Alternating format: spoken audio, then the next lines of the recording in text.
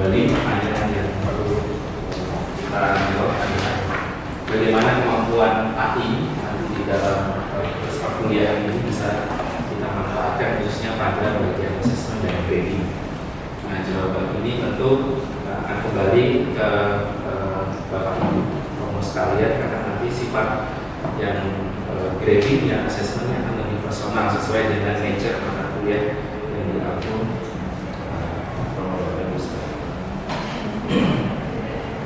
Sedikit refresh bagaimana integrasi artificial intelligence dalam proses perkuliahan, bahwa AI bisa membuat proses belajar mengajar semakin inovatif. Kita bisa melakukan personalized learning experience seperti yang tadi kita menggunakan AI sebagai personal tutor.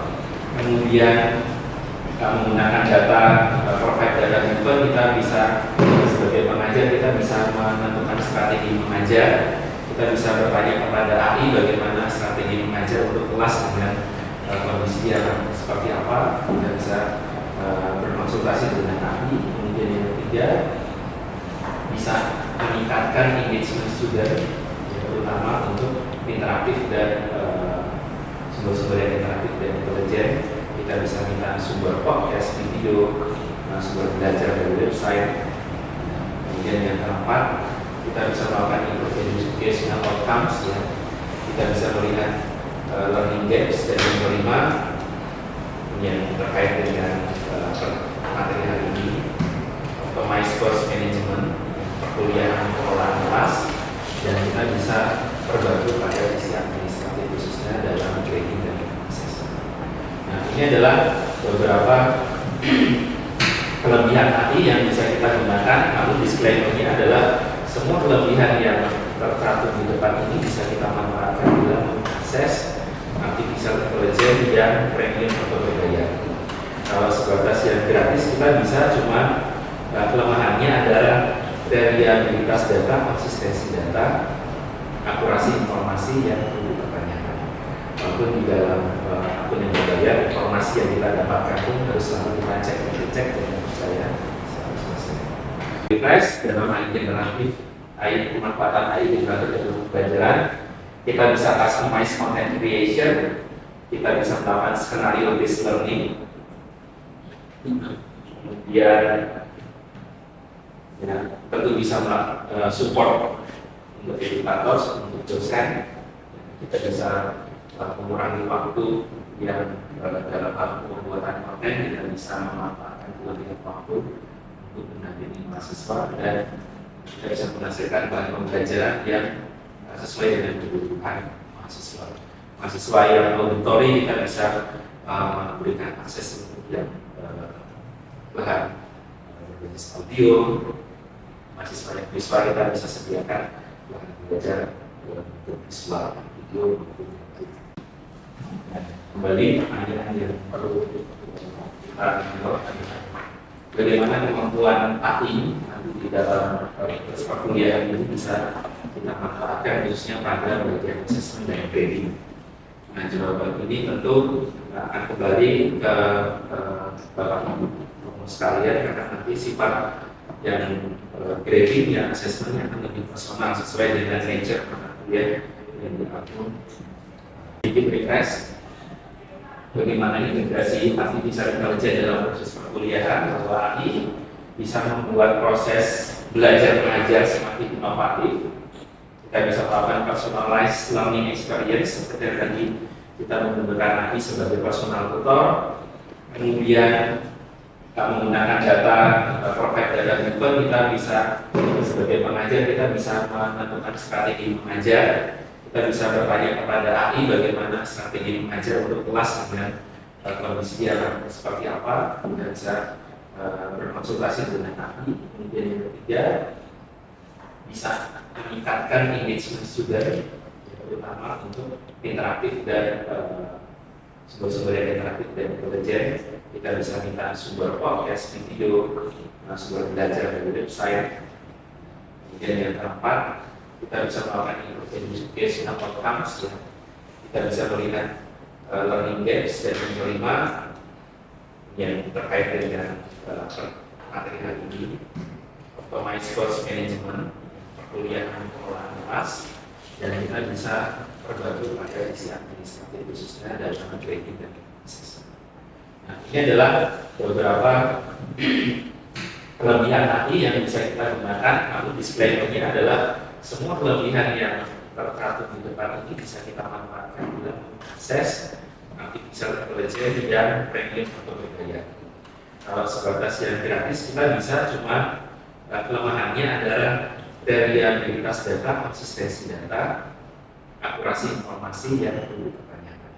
Walaupun di dalam akun yang berbayar, informasi yang kita dapatkan pun harus selalu kita cek dan percaya. Bagaimana asesmen dan feedback? Dalam pengembangan penilaian tentu nanti kita perlu mengkritisi apa yang dihasilkan oleh artificial intelligence. Lagi disclaimer bahwa artificial intelligence itu bukanlah segala-galanya, tapi sebagai asisten saja, sebagai second opinion. Apa yang diberikan oleh AI kita perlu nilai apakah layak atau tidak. Kalau layak dan ada insight baru yang tidak kita perhatikan sebelumnya, maka bisa kita akomodasi. Ya, jadi peran dosen tidak tergantikan di sini. Nah, bagaimana AI bisa melakukan grading atau penilaian? Ini terkait dengan algoritma yang digunakan oleh berbagai macam jenis aplikasi artificial intelligence. Kita tadi coba gambar, kemudian chatting dan ChatGPT.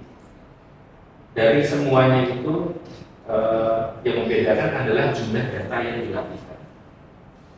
Sampai saat ini untuk yang versi gratis, ChatGPT masih memberikan hasil yang baik karena jumlah data yang dilatihkan cukup banyak, dan dibandingkan ya, kalau kita membandingkan akurasi dari hasil yang diberikan oleh Google Bard itu cukup jomplang ya, timpang. ChatGPT masih memberikan hasil yang versi gratis masih memberikan hasil. Nah, maka kita perlu melihat untuk penilaian yang dibantu oleh AI jenis tugas apa yang cocok untuk dinilai. Maka kita perlu identifikasi jenis tugas, apakah pilihan ganda, singkat, jawaban singkat yang paling efektif dinilai oleh AI. Nah, terkait dengan pilihan jenis tugas, saya rasa pilihan ganda sudah selesai di materi sebelumnya, bahwa kita bisa menggunakan LMS untuk penilaian pilihan ganda.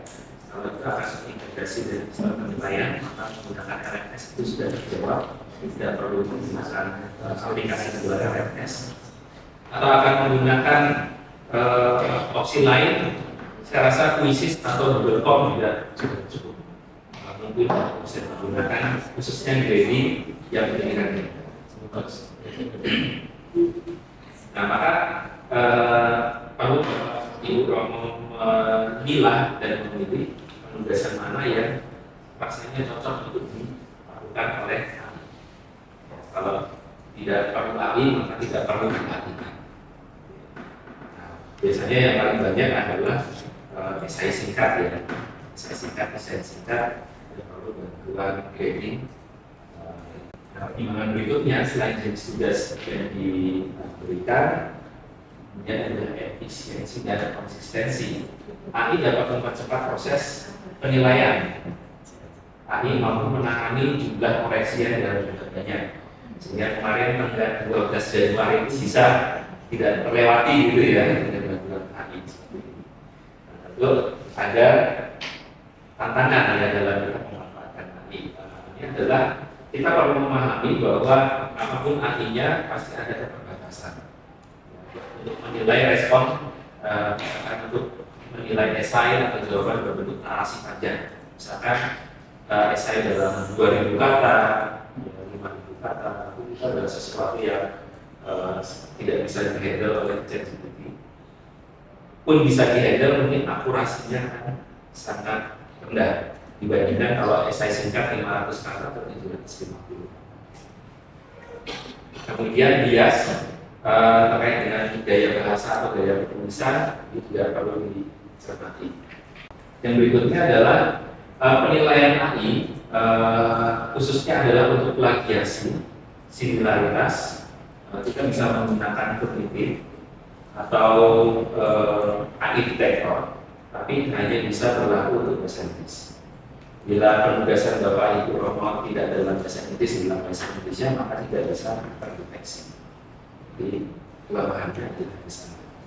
Belum banyak data atau informasi yang dilatihkan dalam bahasa Indonesia, sehingga AI yang tersedia sekarang belum bisa mendeteksi dalam bahasa Indonesia. Kalau dalam bahasa Inggris sudah sangat mumpuni, bahkan bisa memberi label ini dikerjakan oleh manusia atau dikerjakan oleh manusia. Nah, ini yang menjadi tantangan kita bersama. Tadi yang Bu Wiwin sampaikan, kalau di sains itu soalnya ya kayak gitu, pendekatannya seperti itu gitu ya, tidak ada yang berubah. Apalagi kemudian kita menggunakan bahasa Indonesia, ya, tidak akan berfungsi sama sekali. Lalu apa yang bisa kita lakukan? Nah, ini pertanyaan untuk kita. Ini ada contoh studi kasus. Kita bisa menggunakan pilihan ganda, ya, pilihan ganda, kemudian sistem AI-nya dilatih dengan bab soal ujian dalam jumlah besar, kemudian dengan AI tersebut, ketika ada soal yang akan kita running testnya, dia akan membaca database soal yang sudah diberikan.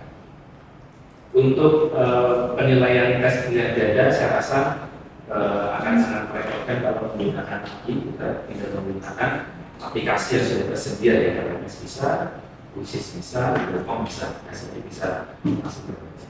Nah, yang menjadi pertanyaan berikutnya adalah pada studi kasus kedua, bagaimana dengan esai? Karena menilai esai, kemudian mungkin project report, laporan, gitu, yang saling memakan waktu. Nah, yang bisa dilakukan adalah prosesnya kita bisa AI memberikan nilai dan temuan balik awal yang kemudian harus ditinjau oleh dosen. Nah, caranya yang kita berikan adalah sampel dari rubrik kita unggah ke AI, kemudian menggunakan rubrik ini AI diminta untuk menilai tugas yang kita unggah. Kurang lebih prosesnya seperti itu. Jadi untuk menilai sebuah esai perlu yang namanya rubrik. Sama seperti kalau kita menilai esai yang diberikan secara manual, kita akan butuh panduan adalah rubrik. Komponen pertama poinnya berapa, kedua komponennya berapa, dan seterusnya. Kemudian nanti AI akan melakukan proses penilaian reasoning berdasarkan kata-kata yang ada di sana. Kemudian setiap bagian itu akan di-grade. Nah, tentu penggunaan AI dalam grading ini bisa menghemat waktu dosen, tapi kita perlu memahami batasan kemampuan AI dalam memberikan nilai agar mahasiswa tidak dirugikan, dosen tidak tergantikan.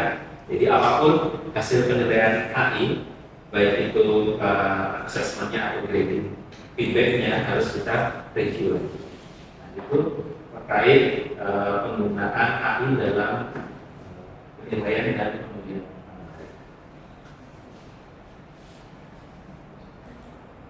Oke, kita akan berlatih bagaimana melakukan grading dan feedback. Untuk nomor 1, saya rasa kita bisa abaikan, karena untuk grading dan feedback soal pilihan ganda saya sudah bisa dilakukan pun dengan yang kita cobakan tadi pagi, itu sudah bisa kita lakukan, gitu ya. Kita menjawab nomor 1 salah, nanti akan ada feedback dan saran untuk mekanisme. Ada penjelasan singkatnya. Kita akan mencoba untuk grading dan feedback soal SSI. PR-nya tugas nomor itu adalah cari prompt-nya apa. Nah, sebelum ke prompt, kita akan membuat dummy esai. Silakan menggunakan AI apapun itu, misalnya chatting atau ChatGPT untuk mengenerate esai singkat, mungkin 500 kata. Ya, 500 kata saya rasa cukup. Topiknya bebas terserah. Kemudian hasil dari esai singkat itu Bapak Ibu nilai 500 kata, kemudian nilai berdasarkan penilaian Bapak Ibu pada topik tersebut. hasilnya seperti apa. Lalu kita akan bandingkan dengan hasil yang diberikan oleh AI. Oke, jadi pertama adalah kita akan mengenerate esainya 500 kata. PR-nya adalah prompt-nya apa? Silakan berimajinasi. Tema topiknya bebas, batasannya adalah 500 kata. Nanti kita akan save essay writing ini, lalu kita akan unggah lagi ke chatting atau ChatGPT untuk dinilai assessment-nya dan grading-nya dan feedback.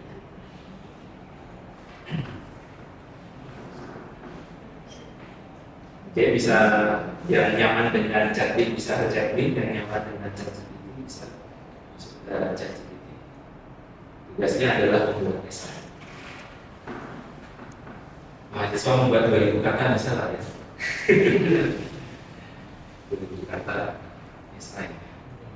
Jadi 500 kata saja. Temanya bebas. Lalu hasilnya apa? Ya, dihasilkan lagi, Bapak Ibu nilai hasilnya. Kalau tidak tahu prompt-nya, tidak tanya ke hati. Prompt-nya apa ya? Gitu, enter.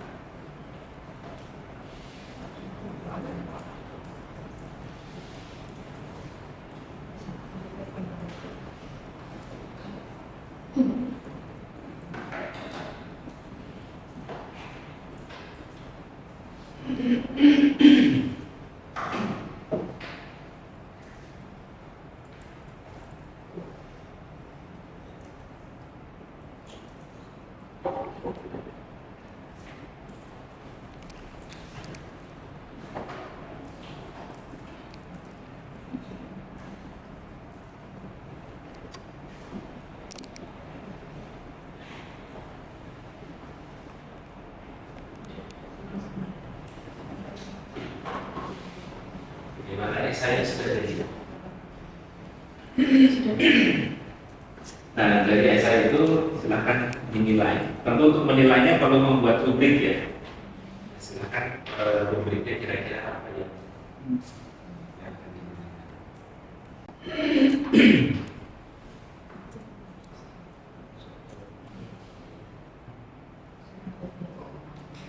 Nah, untuk pembuatan rubrik penilaian, kita bisa membuat sendiri, rubrik, lalu dimasukkan ke AI. Atau yang kedua adalah kita tanya rubriknya apa.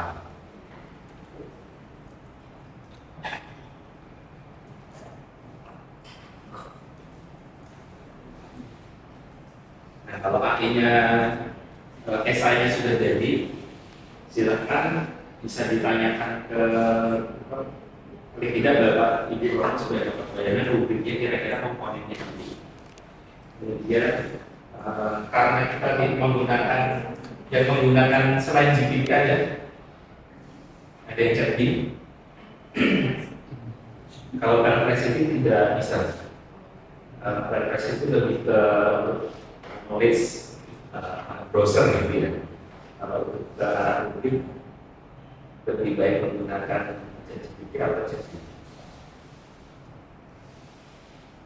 Nah, untuk pembuatan rubrik, karena misalkan kita menggunakan GPT yang gratis, itu kan tidak bisa mengunggah file ya, tidak bisa mengupload dokumen. Strateginya adalah copy teksnya, kemudian paste di GPT-nya, minta GPT untuk kalau tulisan seperti ini. Di tempat yang sama atau berbeda? Maksud saya kalau jadi misalkan esainya udah jadi ya? Iya, di ChatGPT misalnya. Yang menilai juga dia sendiri. Iya. Ya, jadi kita bisa meminta buat rubrik dulu. Membuat rubrik dulu. Kemudian dari rubrik yang dibuat oleh AI, apakah sudah sesuai dengan keinginan kita atau tidak? Kan kita nggak pasang bawaan ke AI gitu ya. Nah, misalkan yang pendahuluan poin kriterianya apa saja, terus yang kriteria ini kriteria apa saja, kalau ada yang sudah sesuai itu bisa kita ubah. Nah, kita bisa meminta AI untuk memberikan frame dari rubriknya seperti apa, kita lihat sesuai atau tidak. Kalau tidak sesuai maka kita custom sesuai dengan kebutuhan. Nah, rubrik yang sudah jadi kemudian kita gunakan untuk menilai pertama secara manual. Kita rasa-rasanya kalau untuk bagian ini poinnya sekian, untuk bagian ini poinnya sekian. Nah, setelah itu baru kita bandingkan dengan hasil penilaiannya. Nah, sebelum ke sana, esainya sudah jadi. Esai oke, sekarang adalah membuat rubrik.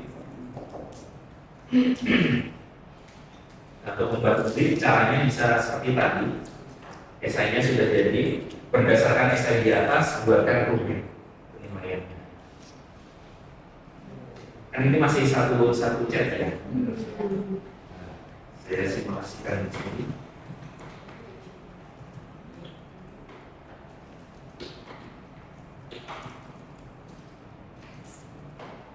menggunakan GPT 3.5.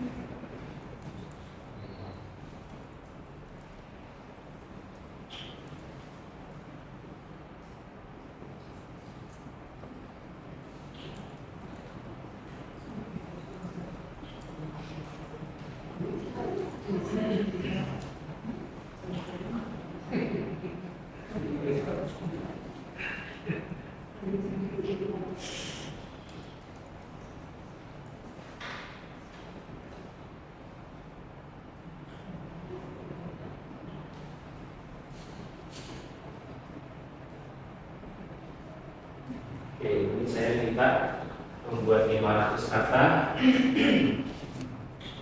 Esai tentang pedagogi Indonesia dalam menjawab masalah sampah di Yogyakarta. Buat esai dalam tantangan pedagogi Indonesia dalam mengatasi masalah sampah di Yogyakarta, judulnya itu.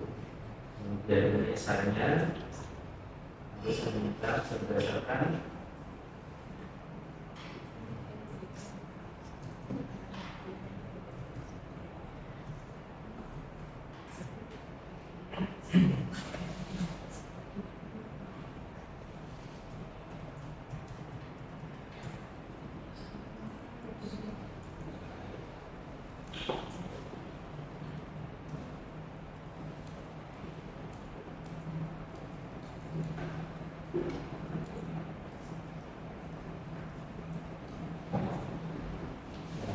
seperti itu.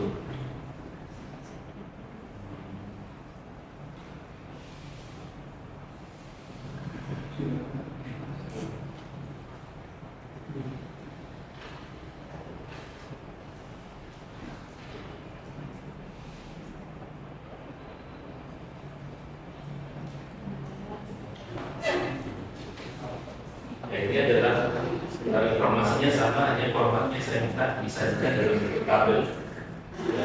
Dengan tidak berisi komponen penilaian dan kesadaran lingkungan, kolaborasi dan solidaritas, sama menjawab kebutuhan karakter dan dan evaluasi. Masing-masing memberikan pembobotan yang sama skala 1 sampai 5, 1, 2, 3, 4, 5 poin.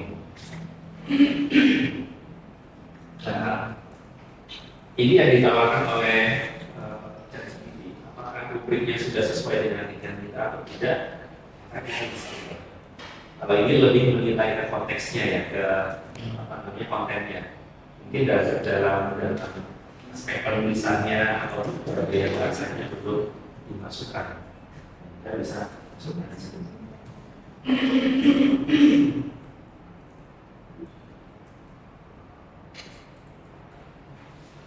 Bahkan dimensi penilaian tentang teknis penulisan dan kemudahan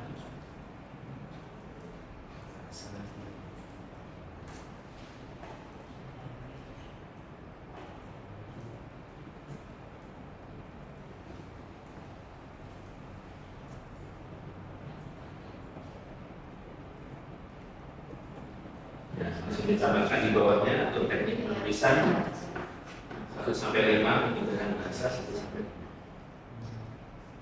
Nah, untuk hasil yang saya dapatkan akan berbeda dengan kalau Bapak Ibu, karena ya lagi-lagi ini akun gratis, jadi reliabilitas konsistensi informasinya tentu tidak sama dengan prompt yang sama hasilnya kan.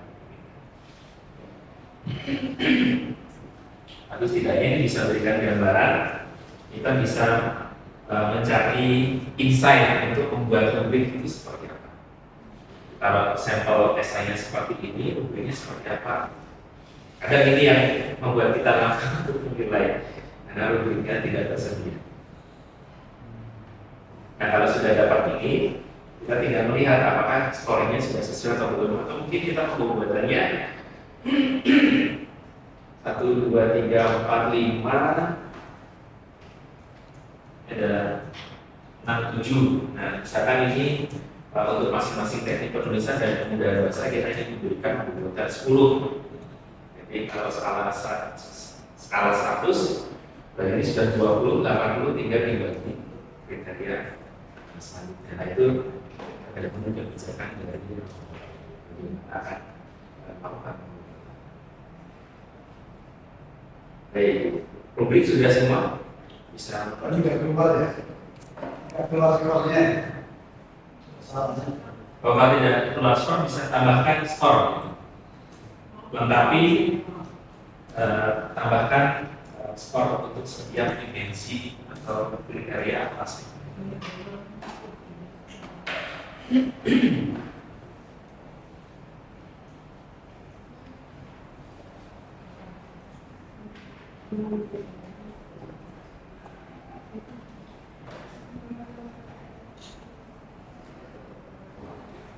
Pak Ardi bagaimana? Sudah bisa keluar rubriknya? Begitu keluar kita bikin sendiri. Saya juga prompting apa yang saya bisa, lalu dia malah minta tolong buatkan itunya, buatkan rubriknya. Katanya itu. Iya, karena saya bilang saya punya soal seperti ini, jawaban yang benar ini. Kalau ada mahasiswa jawab seperti ini, penilaian Anda bagaimana? Lalu dia tanggapi bahwa sebaiknya membuat itu Ya, rubrik dulu gitu. bisa menjawab ini. Gitu. Jadi kalau misalkan kita sudah punya jawaban benar, Ya. kita bisa bilang ini jawaban benarnya, buatkan rubrik berdasarkan jawaban. Jadi benchmark adalah contoh esai yang menurut kita sudah ideal gitu. Nah itu kemudian akan dijadikan benchmark untuk membuat rubrik. Nah maka nanti tugas yang selanjutnya akan menggunakan rubrik yang dibuat dari benchmark. Nah, memang kalau akan menggunakan yang versi gratis ini konsistensi yang didapatkan, kecuali akan mencoba yang GPT-4. Saya rasa konsistensinya ketika kita berulang menggunakan rubriknya ini, tugas yang pertama kita unggah, tugas mahasiswa kedua, tugas mahasiswa ketiga, saya rasa hasilnya tidak akan jauh berbeda.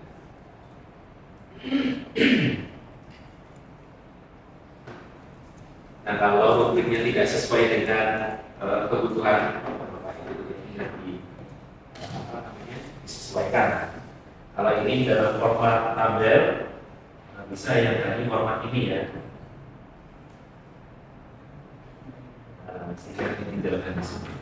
Ini ada jawaban ini.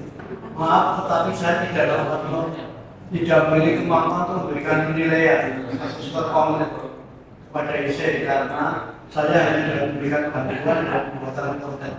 Ini memberikan informasi. Profnya apa Pak? Berilah penilaian IC tentang beri di atas dan rubrik yang telah dibuat. Jadi sudah dibuat begini. Lalu saya minta ditabelkan nggak keluar skornya. Ya. Minta berilah penilaian IC tentang beri di atas dan rubrik yang telah dibuat. Anda dalam menggunakan rubrik yang telah dibuat sebelumnya. Enggak menilai. Atau bikin chat baru lagi, Buat lagi ya? ya buat lagi. Kalau dilanjutkan historinya dia akan melihat apa yang terjadi percakapan sebelumnya.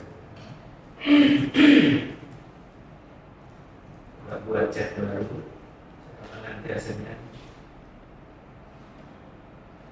Ini saya simulasi, ini saya nilai.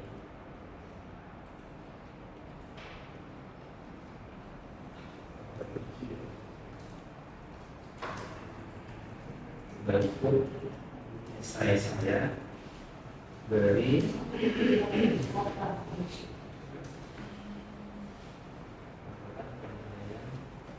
berikan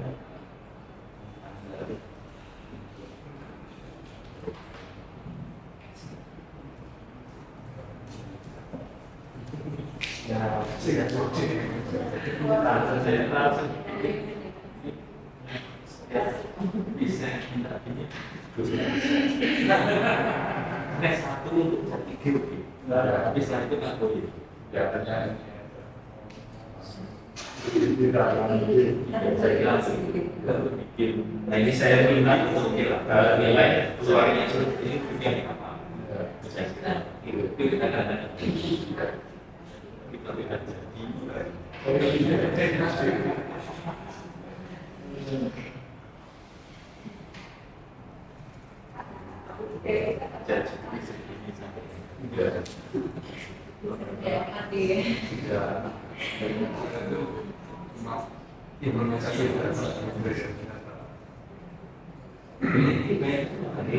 setiap komponen sudah ada skor.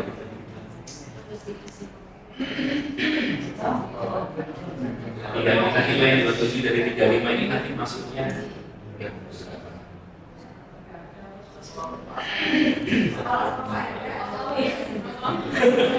keluarnya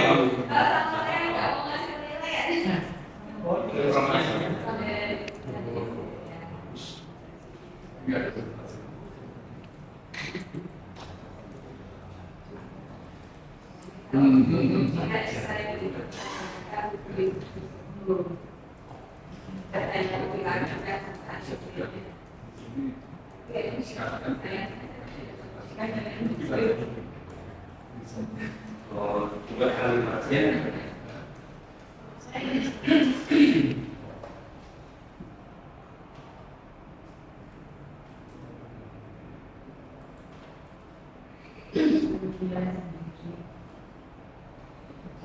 ini prompt saya berikut kisah saya lakukan nilai dan memberikan kembali untuk perbaikan saya menggunakan kegiatan seperti ya saya sebutkan judulnya aja bisa ya? Ya, jadi nggak ngulang seperti itu, tapi buat penilaian terhadap isi yang judulnya apa tadi judulnya lalu dengan menggunakan rubrik yang telah dibuat mau keluar skornya. Skornya berapa? Kalau sempurna 135, ini 130. Iya. Ya, karena yang membuat diri sendiri.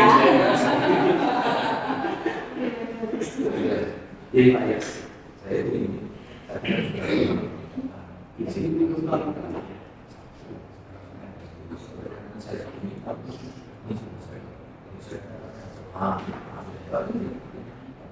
saya minta mirip tidak sama ini sangat dan yang saya nilai betul esensi ini kan esensi saya sudah sudah saya beritahu di tahun ini untuk menghitung yang saya tidak bisa ini soalnya ini kalau tidak sampai sih tapi yang kita seperti kebatan dia belum tidak suka dia soal pertama saya ingin sampai saya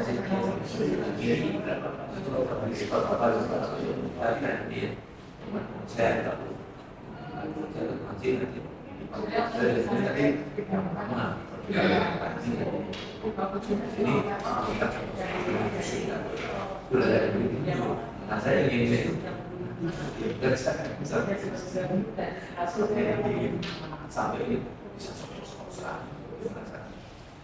ini kan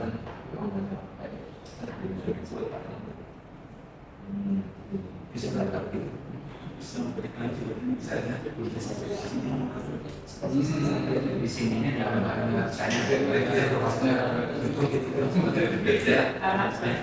saya Nanti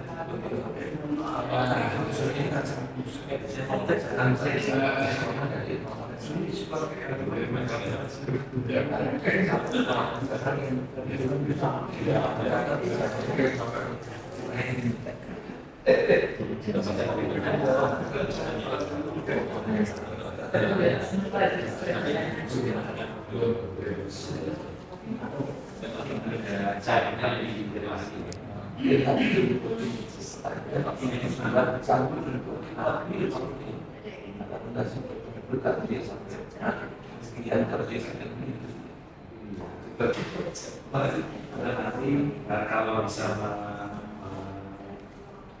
menjalankan terus dijabarkan terus dengan benar. Setelah itu akan pekerjaan sampai kesekian kalau sempurna sampai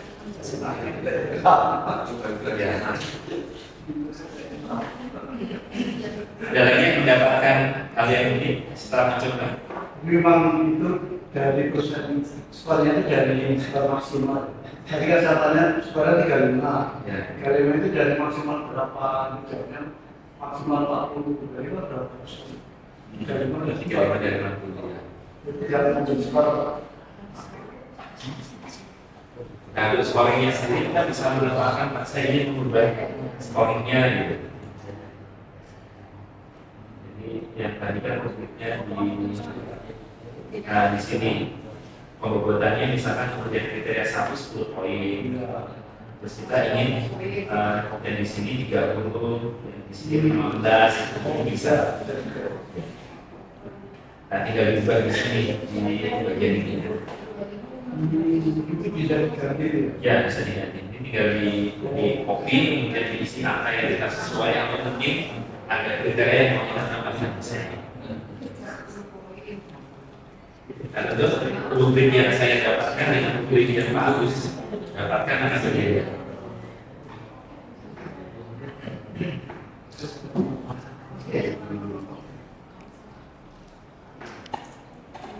Pak Eko bagaimana? Saya masih kaget betul kalau dari segi bisa dengan beginian.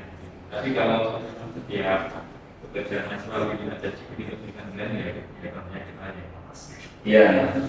Kalau untuk rubrik panduan, Jadi rubriknya saya setuju. Ada kita ya.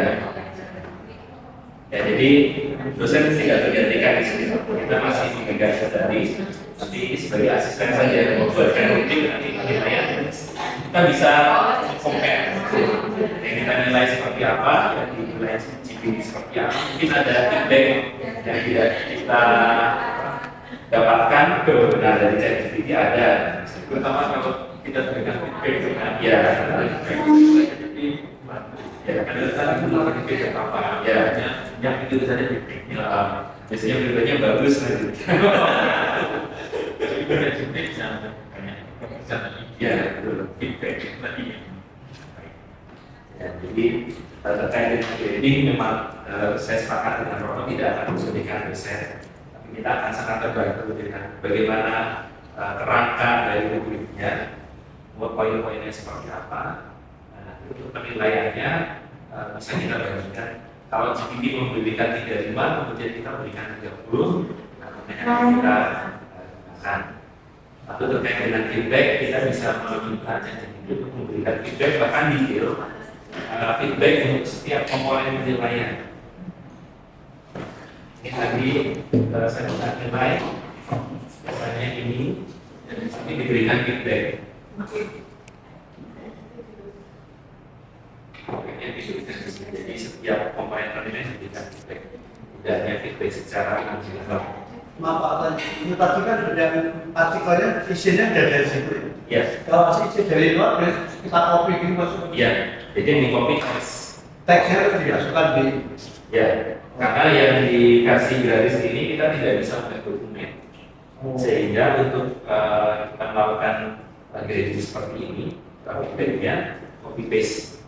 Jadi teksnya di copy paste di sini. Lalu nilai teks berikut menggunakan rubrik yang ada di atas. Jadi seperti itu caranya. Nah, ketika akan mengunggah pekerjaan mahasiswa, perlu diperhatikan kita tidak mencantumkan NIM atau nama dan NIM atau yang identitas ya. Jadi murni hanya pekerjaan biasa. Karena ini nanti akan tersimpan dipelajari oleh mesin, akan tersimpan di database-nya mesin. Kalau misalnya saya buat artikel gitu ya, lalu apakah ini dimuat di Kompas itu bisa nggak ya? Pakai Google itu bisa lebih cepat. GPT-nya standar. Kalau GPT yang 3,5 tidak bisa mengakses web. Tidak bisa. Bisa tapi harus memakai plugin. Kalau di Chrome itu ada namanya web GPT. Jadi GPT ini dikonekkan dengan web GPT, pakai pluginnya Chrome bisa akses internet. Tapi lebih cepat ya pakai Google aja. Tinggal di copy frasa atau kalimat yang akan kita cari, kita enter pasti. Karena ini memang keterbatasannya tidak bisa mengakses. Ini batasnya tahun 2022 Januari 2022. Jadi kalau ada informasi Februari 2022 tidak bisa akses. 2022 kecuali yang GPT 4 update sampai hari ini. Chatbot juga update karena masih connect dengan website. Chatbot dan Google. Ada lagi yang mau sharing? Setelah mencoba menggunakan form ini untuk esai, Itu memang tidak sih orang nah saya itu kita jual mahal kalau kita udah ada sama bisnis ya bisa mau nggak pakai mau mas saya tetap nggak mau berarti harus sering diajak ngobrol. Ya, itu salah satu sisi uniknya ChatGPT karena ini adalah mesin learning, jadi dia belajar dari interaksi. Semakin sering kita gunakan untuk berinteraksi, maka akan sesuai dengan apa yang kita inginkan. Jadi kalau jarang kita gunakan, maka database informasi yang didapatkan itu masih sangat sedikit. Nah, dengan ini, kalau kita sering gunakan, akan mempelajari behavior kita seperti apa, data seperti apa yang kita gunakan, prompt seperti apa yang kita gunakan, maka ketika akan digunakan historinya masih terekam. Jadi ketika informasi itu dikeluarkan itu sudah langsung cepat. Kalau rubriknya kita buat sendiri itu Bisa juga ya. Jadi rubrik buat sendiri dibuat, kemudian di sini ini rubrik saya, kemudian nilai pekerjaan ini menggunakan rubrik. Tapi kata kuncinya kita tidak bisa unggah dokumen, tapi copy paste text. Nah, kalau mau unggah dokumen, selain menggunakan GPT 3.5, bisa menggunakan Cloud.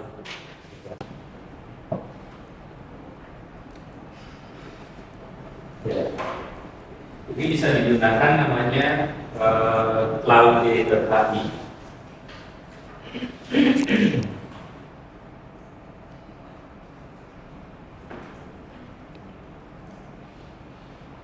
Ya. Ini bisa dibuka menggunakan Opera, jadi harus download browser Opera. Saya tidak tahu apakah ini masih harus aksesnya menggunakan VPN. Nanti kalau mau coba download Opera, kemudian VPN-nya bisa dinyalakan. Karena ini ketika saya menggunakan ini masih terbatas hanya digunakan di UK saja. Jadi ini supaya bisa di bridge kita masuk dari Indonesia ke VPN. Nah, ini kalau menggunakan Cloud API kita bisa mengunggah dokumen.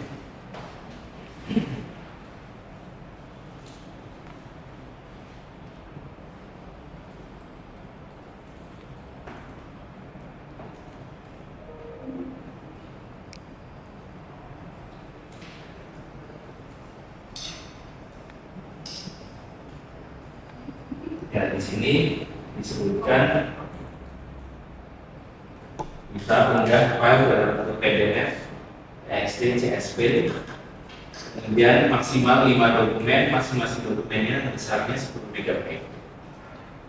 Jadi misalkan kita punya jurnal paper, diunggah, kemudian summary dari jurnal paper itu seperti apa, dan bisa maksimal 5 jurnal yang kita unggah.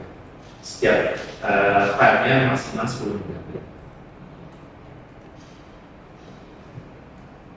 Nah, kalau Bapak Ibu akan mencoba menggunakan dokumen yang diunggah, saya rasa menggunakan cloud kami bisa mencoba. Tapi kalau untuk kemampuannya melakukan membuat rubrik dan grading dan sebagainya seperti yang ChatGPT, saya rasa yang ChatGPT masih lebih bagus. Kalau ini untuk analisis dokumen akan lebih mudah. Dengan dokumen, kemudian berinteraksi dengan dokumen tersebut.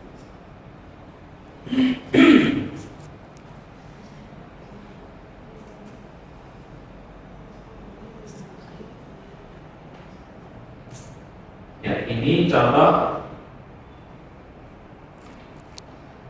untuk simulasi membuat rubrik penilaian yang saya cobakan di GPT. Saya menggunakan GPT 4 sampai dokumen.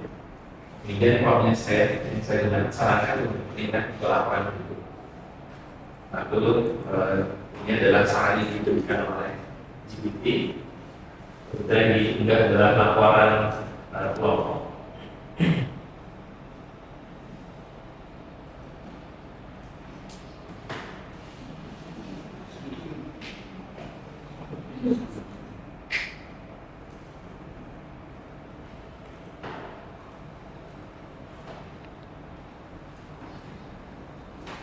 Saya juga mencoba menggunakan ini grade dan beri feedback laporan di atas menggunakan itu.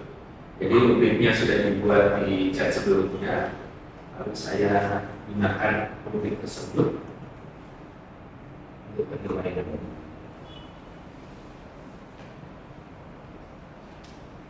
Sama seperti yang tadi ya, ada feedback untuk setiap komponen, ada feedback secara keseluruhan.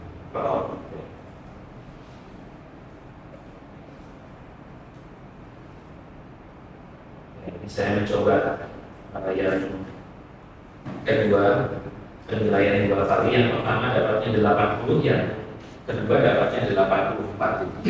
Relatif perbedaannya tidak terlalu jauh.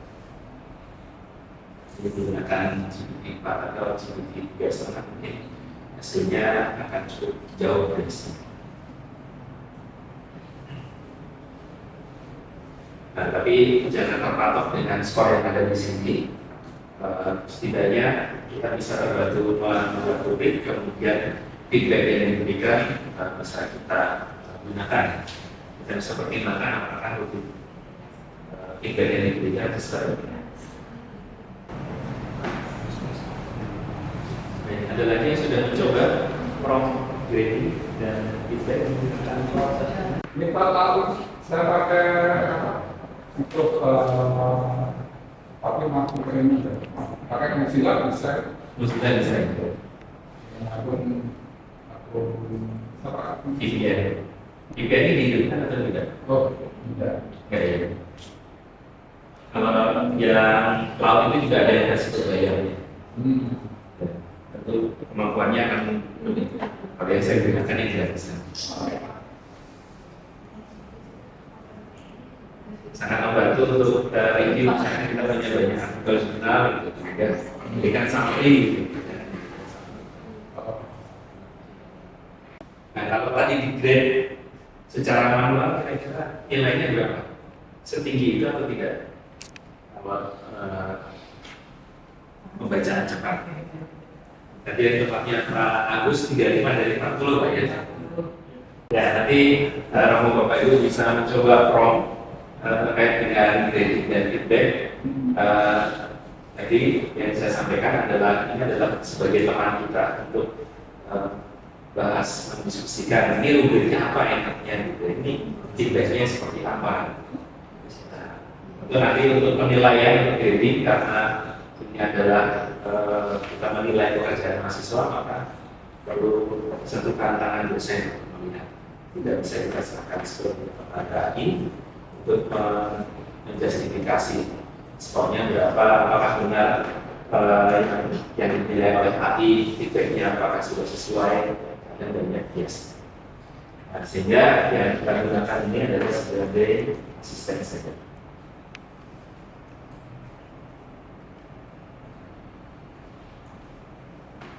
Oke, nah sekarang ada yang namanya Automark I/O. Automark I/O ini untuk sama grading, tapi yang bisa dibaca adalah bahasa Inggris.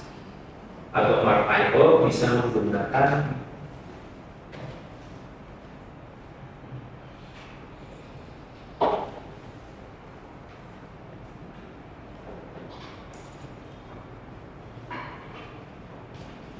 ya.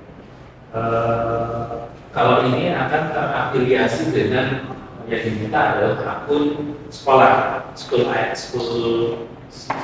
ya. Jadi bisa menggunakan emailnya sama ada.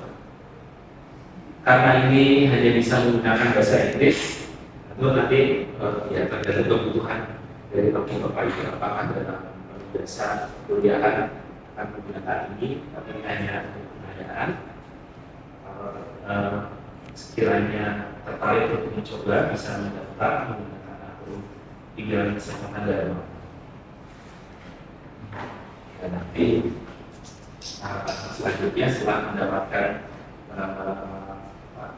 akses akan dikirim link ke email, dikirim untuk verifikasi email, baru kita bisa masuk. Setelah itu kita kirim assignment, bisa udah paper yang akan dinilai.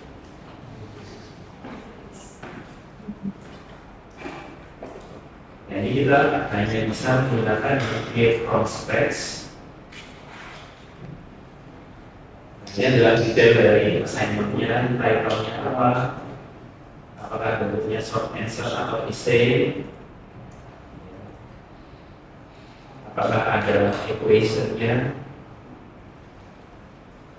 Kalau punya rubrik kita bisa masukkan rubrik di sini. Ini gratis. Gratis. Tapi hanya bisa untuk bahasa Inggris. Kalau bahasa Indonesia tidak bisa.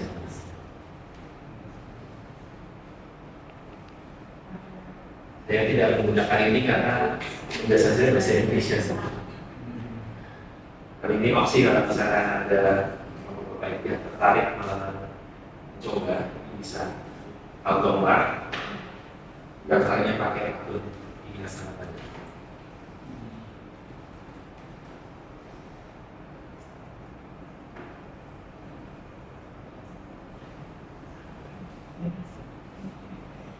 Nah, dengan menggunakan GPT-4, kita juga bisa melakukan grading. Di GPT-4 itu ada yang namanya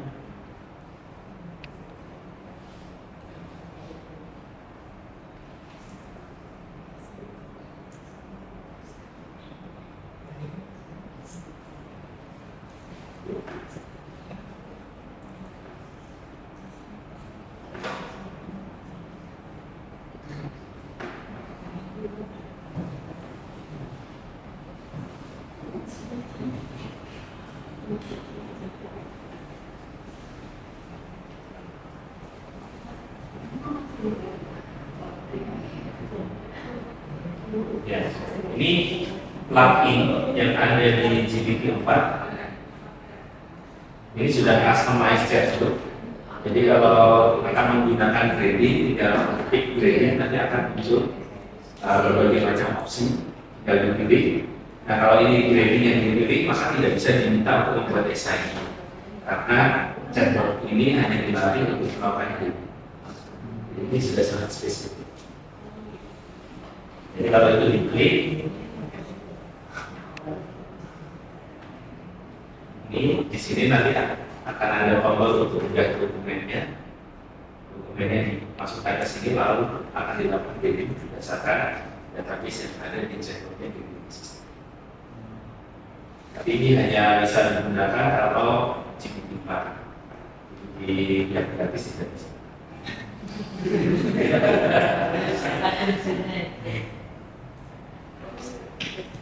Positif. Dari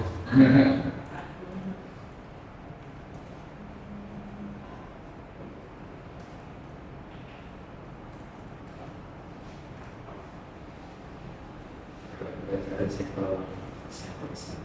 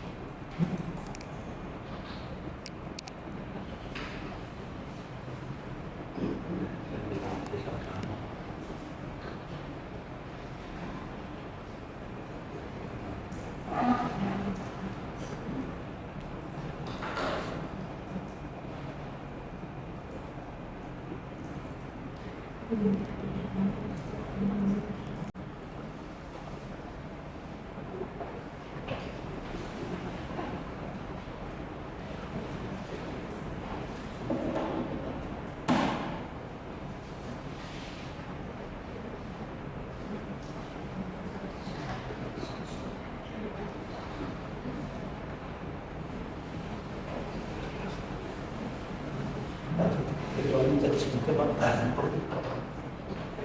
Masih ini masih ini.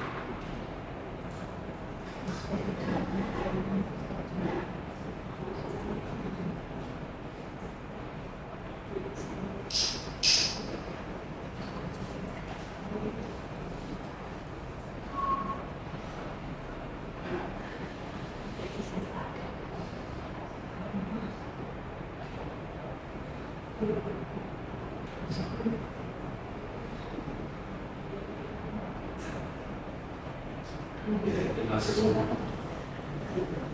Terima kasih.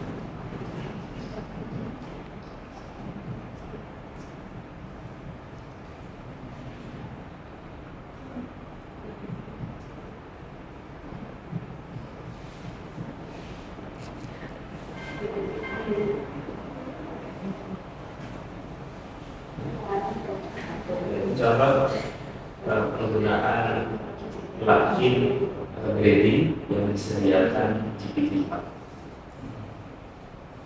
Dokumennya, kemudian kita bisa minta untuk membuatkan rubrik, kemudian dari rubrik itu digunakan untuk menilai. Nanti dokumen berikutnya tinggal diunggah menggunakan rubrik yang sudah tersedia.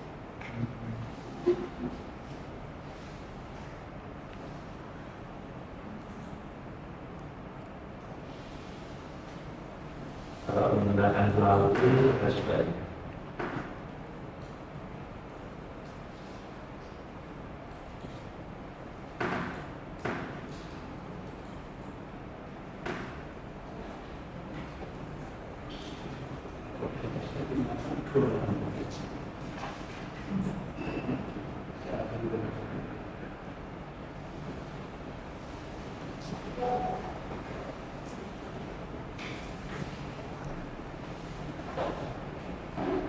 Oh, terlalu panjang. Ini 25% open the landing. Jadi dokumennya terlalu panjang, jadi tidak bisa di-grading. Maksimal berapa ini? Ini maksimal 10 MB Pak. Maksimal 10 MB satu kalinya. Ini 350.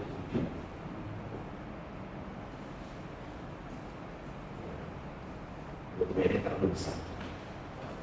Kan lebih seperti itu tahapannya sama. Dokumennya juga berdasarkan dokumen ini buatkan rubrik. Dengan rubrik ini, dokumen ini sendiri. Nah, maka penting ketika esai yang diunggah itu sebagai benchmark adalah esai atau jawaban yang ideal.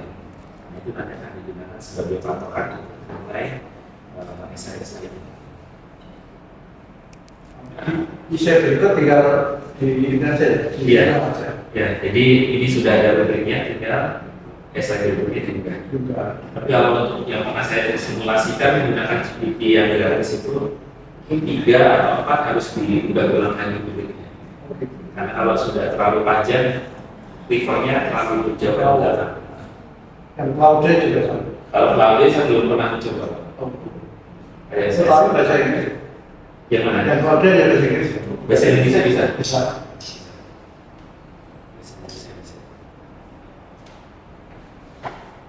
Ya, itu ya kelemahan dari masing-masing punya ciri khasnya sendiri. Kalau di Cloud bisa mengunggah dokumen, tapi maksimal ada batasannya. Satu dokumen itu hanya berapa? Jadi dokumen yang sama kita unggah di GPT-4 tidak masalah, langsung proses gitu ya. Itu adalah beberapa kelebihan dari kelemahan. Dari semua yang saya pernah cobakan, GPT-4 ini bisa memberikan saran untuk menyusun rubrik yang cukup baik. Kalau di Bing, ada yang sudah menggunakan Bing tadi, mencoba-coba Bing kalau rubrik hasilnya bagus atau lumayan ya dia sesuai dengan harapan. Masih nilainya sebenarnya rata-rata Oh, nah maka untuk grading perlu untuk di overview lagi, di review oleh dosen supaya jangan kita menyerahkan ke AI, pasti akan biasanya nanti. Di Chatbee bisa jadi grade-nya nilainya adalah 3, tapi ketika masuk ke Chatbee bisa 4 gitu ya. Ke AI yang lain hasilnya bisa akan berbeda. Maka pasti ada sertifikasi dari itu. Tapi setidaknya ini bisa membantu kita untuk membuat rubrik. Karena selama ini yang mengajar kalau membuat nilai esai adalah rubrik. Kalau sudah ada rubrik, maka nilai berikutnya itu terkait dengan oke.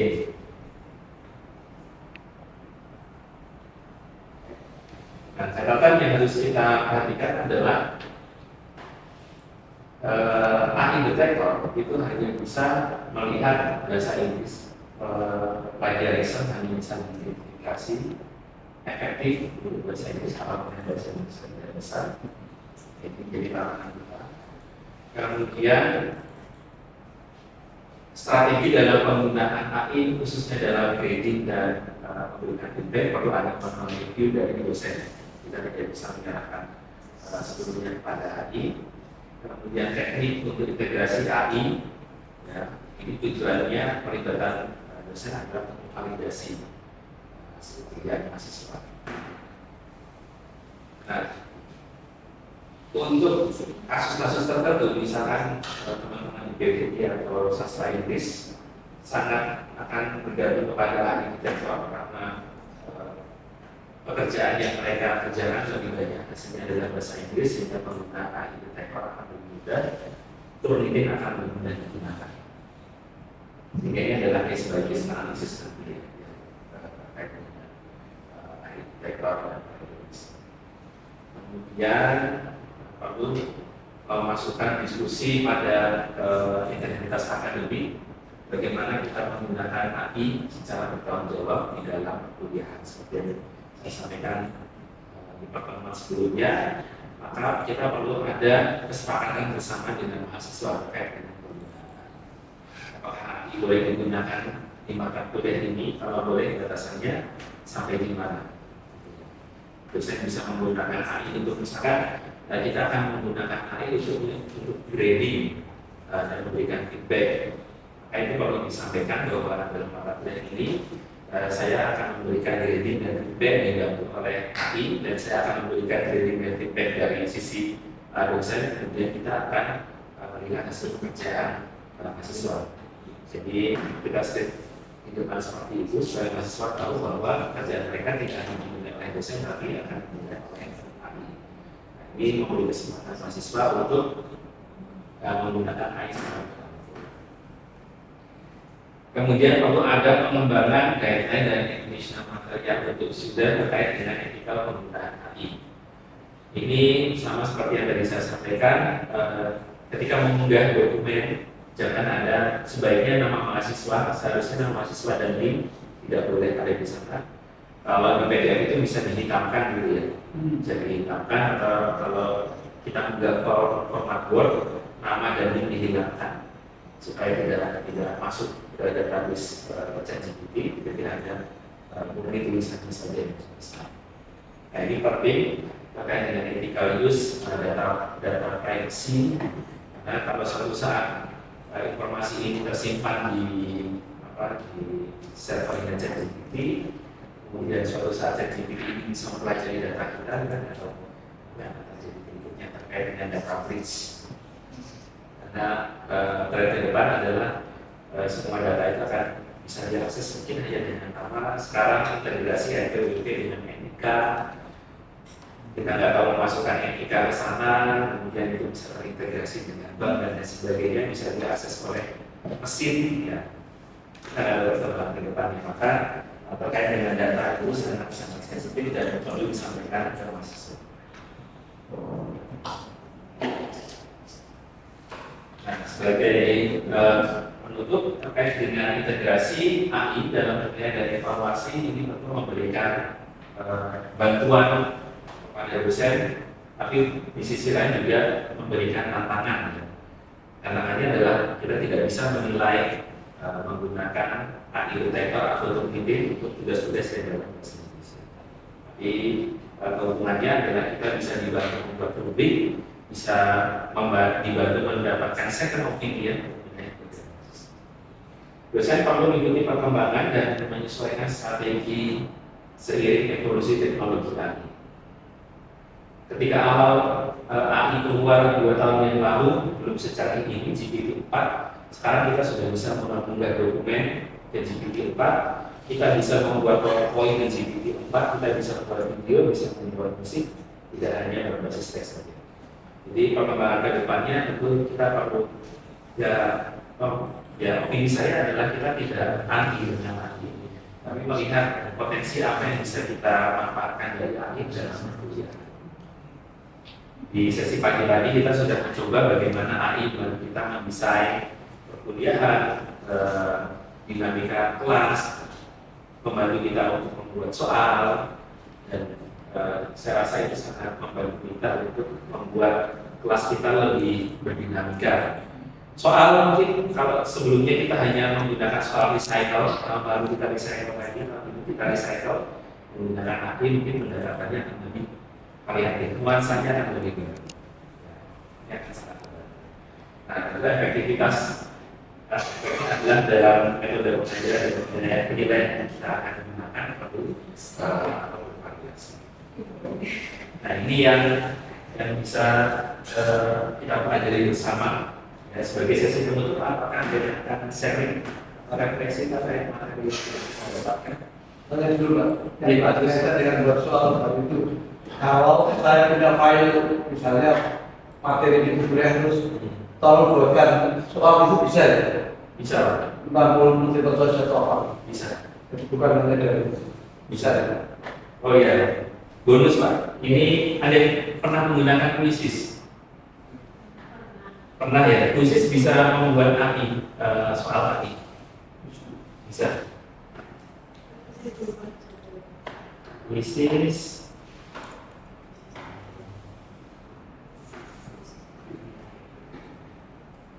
Kalau multiple choice, saya lebih prefer ke Quizzes Pak. Oh gitu. Quizzes kita bisa create di sini.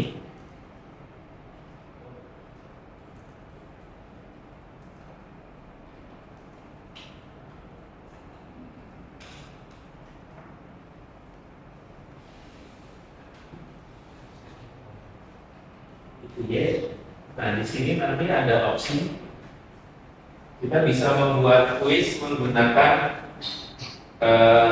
create from scratch. Kalau ini untuk membuat pembelajaran. Quiz sekarang sudah terintegrasi dengan AI, jadi nanti kita akan lihat. Di lesson ini modelnya adalah seperti kita belajar seperti self tutor tadi. Tapi kita menyiapkan materinya dalam bentuk PowerPoint. Jadi mahasiswa bisa mempelajari materi tersebut, terus ada quiz yang bisa kita sisipkan. Jadi misalkan 3 slide, kemudian di slide keempat kita akan ada quiz untuk review 3 materi sebelumnya. Kemudian lanjut lagi 3 slide berikutnya sisipkan quiz. Nah, itu bisa menggunakan opsi yang lesson. Ini yang mau saya tunjukkan adalah untuk membuat quiz. Kita bisa membuat quiz, ini yang versi awal ya, membuat dari nol kita membuat sendiri. Ini kita bisa generate dari prompt AI, jadi kita tinggal masukkan prompt, nanti quizzes akan membuat soalnya sendiri. Terus kita bisa upload dokumen, kita sudah punya soalnya, upload ke quizzes, nanti juga ada soal yang kita harus tanyakan. Terus ini kita bisa convert URL jadi quiz, jadi ada website. Ada materinya di website, kita copy, masukkan ke sini, nanti akan dibuat menjadi quiz.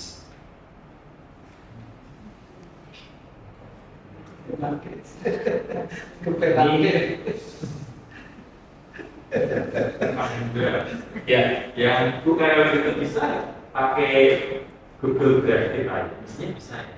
Google Drive saya belum Bisa coba. punya file-file yang Iya, seperti data bank data kita punya kayak gitu. Dropbox lah ya. Ya kalau itu kemudian file itu kita masukkan ke situ untuk badan quizzesnya. Oh ya ini ya, ini ada ROM. Tapi saya belum mencoba. Saya yang pernah coba Ya, itu. ya, kan file utama aja. Iya. Ya. Harusnya bisa karena di sini ada existing document, upload from device atau import from Google Drive. Oh, bisa. Ini kita add URL, lalu misalkan yang ada materinya itu saya bisa di sini.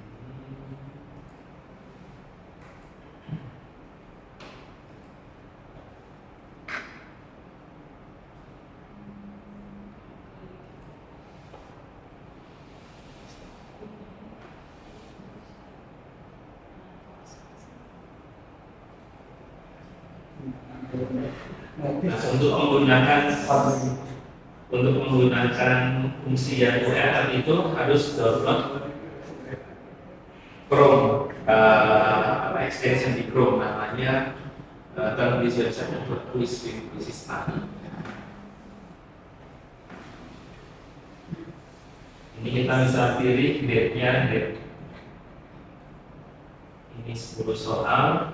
multiple choice, bisa reading comprehension, atau generate quiz.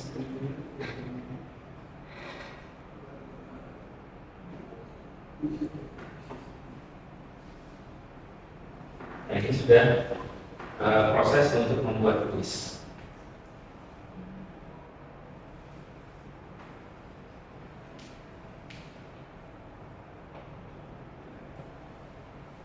Ya, kuisnya sudah jadi. Sekarang kita kuis. Nanti ya, jawabnya. Nah, nanti kita bisa review dari soal yang diberikan, lalu jawabannya ini sesuai atau tidak. Oh, ini jawabannya salah, harusnya jawabannya yang ini. Nah, nanti kita bisa manual gitu. Tapi setidaknya 10 nomor sudah jadi. Kita tinggal lihat mana nomor-nomor yang akan kita gunakan.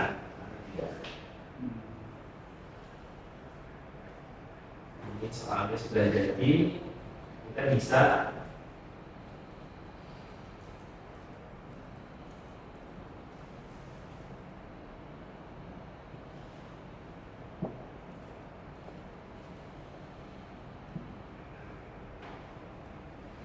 ini kita bisa menambahkan pertanyaan tambahan berdasarkan historis yang ada sebelumnya. Ini di generate otomatis.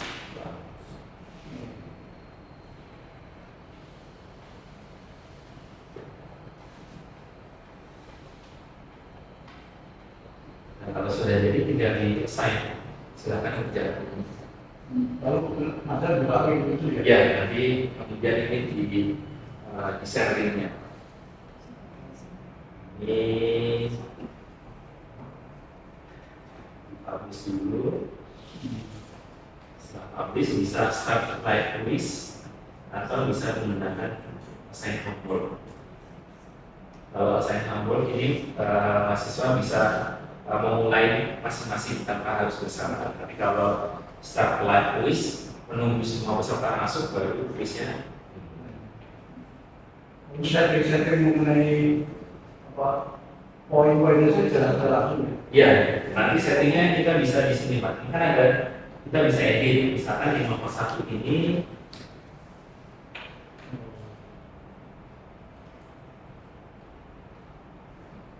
nah ini ada 1 poin, kita berikan ini 5 poin. Terus waktu setiap soal bisa kita ubah 5. Jadi kalau soalnya sangat mudah, kita buat gimana? Kita tidak bisa melakukan ini di Google Form. Kalau di Google Form kan semua waktunya sama, hanya di waktu akhir saja pengerjaan itu sampai kapan. Kalau di Quizzes kita bisa atur ini 5 detik dan ini 30 detik. Mungkin itu ada hitungan, maka kita bisa berikan waktu 1,5 menit. Nah ini bagi Bapak Ibu yang sudah pernah menggunakan Quizzes, sudah ada fitur ini. Bisa dicoba. Kemudian nanti kalau mereka masih mengerjakan, kan biasanya ada nama mesin. Ya, nanti hasilnya seperti ini. Kalau sudah jadi,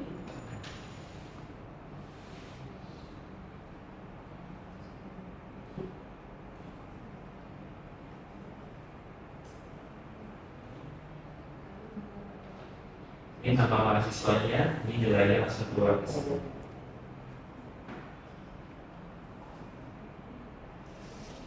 Kemudian kita bisa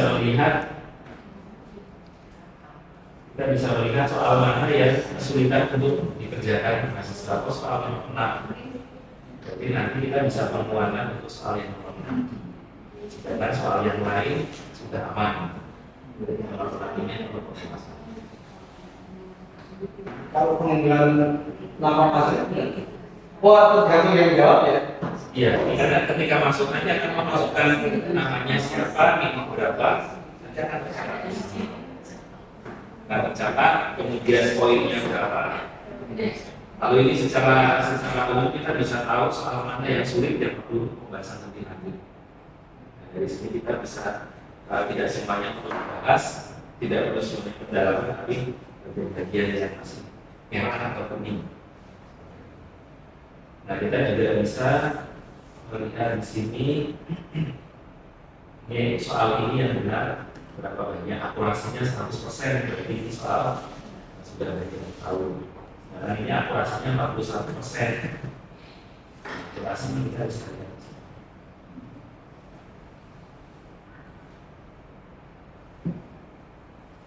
Kemudian ini nanti bisa di-download Pak.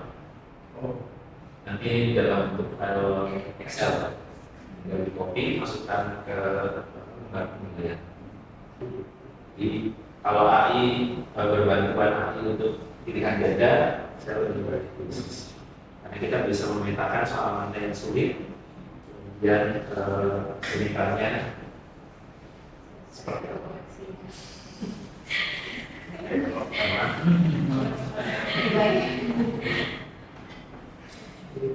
Nanti kalau dibentukkan udah bikin soal bentuk freelancer, baca ini berjalan puisi. Ya. Jadi nanti kita belajarnya bagian yang sudah yang mereka tidak pahami ya, yang sudah kuat dan sudah itu ya.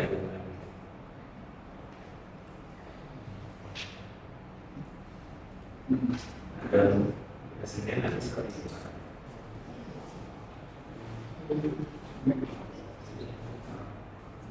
Ini namanya, kemudian ini skornya. Skor akurasi yang biasanya saya gunakan skor akurasi 100%, berarti ini 90%.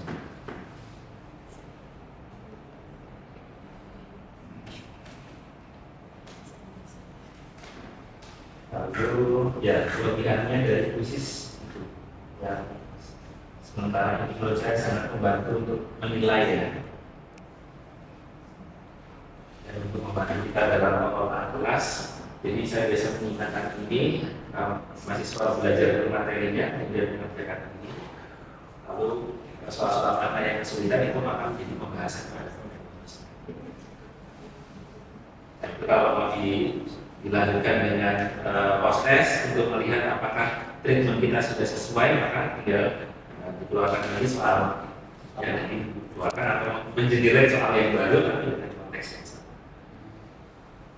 Tapi nanti kalau yang di Google Form itu kan misalnya sekarang jawab, besok tes lagi itu nomornya partisipannya tambah terus, bisa dihapus ya? Bisa dihapus ya? Yang sebelumnya? Ya. Misalnya sekarang jawab, sudah tutup, data Excel, sudah. Oh, oke. Sekarang boleh perbaikan, itu kan nomornya tambah terus. Ya, kalau enggak di copy sebagai Gcom baru. Oh, Supaya listnya enggak terus tidak tambah.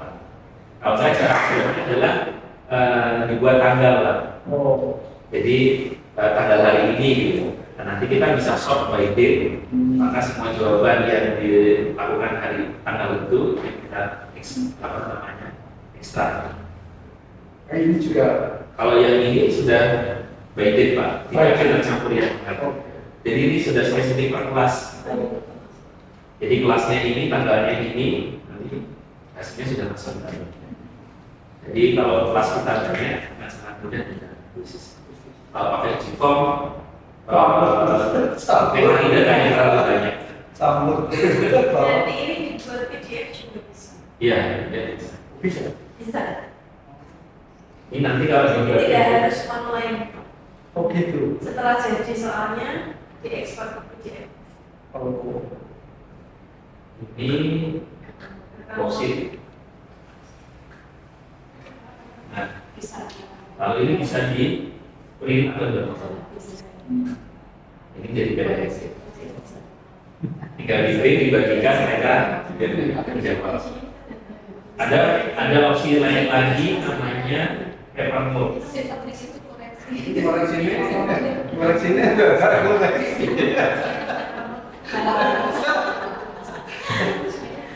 Nah, kalau pakai paper mode ini kita membagikan lembar jawaban ke mahasiswa. Lalu ini soalnya kita tampilkan di depan, mereka menjawab A, lalu kita scan.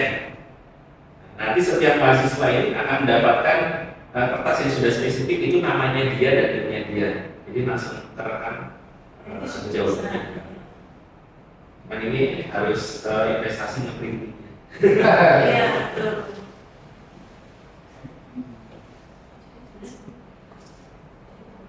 Ya, itu intermezzo terkait dengan penggunaan quizzes untuk assessment. Sehingga ya saya rasa ini sangat membantu ya dalam perkuliahan Bapak itu bisa mengeksplor lebih lanjut, apalagi tadi bisa terhubung dengan Google Drive sehingga informasi yang sudah kita miliki bisa langsung di ekstrak menjadi quiz. Yang tadi saya cobakan adalah kita mengekstrak melalui website. Ada URL-nya kita masukkan terus nanti quiz yang akan menjadi soal-soal. Ini akan lebih mudah dibandingkan kita membuatnya melalui ChatGPT. Kalau ChatGPT kita membuat soalnya sudah jadi harus pilih lagi satu-satu khusus. Kalau di sini sudah langsung jadi tinggal tugas. Ada yang mau sharing terkait pertemuan dari ini refleksi? Kira-kira apakah akan bermanfaat untuk kuliah semester depan atau mungkin tidak dulu menggunakan AI? Karena kalau kita pakai yang quiz ini Yang quiz ya. Ya. kan tadi yang rubrik ya. buat rubriknya. Next. Sangat bermanfaat. Yang mengintegrasikan kuis dengan model bisa ya. Ya, kuis dengan model belum saya coba ketemu. Tapi selama ini terpisah. Jadi ini saya sendiri. Linknya baru masukkan. Oh, linknya ya. Ya. Kalau saya biasanya settingnya adalah SMS forward supaya nanti biasanya kan pas saya nggak bisa akses, akhirnya staffnya jadi lama gitu. Jadi saya biasanya menggunakan walaupun di dalam kelas, saya settingnya adalah sebagai forward. Siapa yang sudah bisa masuk silahkan naik dulu. Harus menunggu yang lain masuk semua. Karena itu harus bikin tergabungkan itu. Jadi saya biasanya itu hanya saya set batasnya adalah nanti berakhirnya jam sekian ya. Nah, jam sekian itu adalah mau masuknya belakangan atau masukannya awal selesainya bersama. Ya itu yang bisa saya sharingkan. Nanti lebih lanjut kalau Bapak Ibu bisa explore terkait dengan penggunaan AI di dalam pembelajaran itu pada mata kuliah masing-masing ya, memiliki kebutuhan yang unik. Kalau di pertemuan kemarin dari teknik masih ya membutuhkan gambar gitu ya, soal pergambaran ini belum bisa. Tapi kalau next soal-soal berbasis teknik sudah bisa. Ya, sehingga apa yang didapatkan bisa bermanfaat dan bisa membantu perkuliahan. Terima kasih. Terima kasih.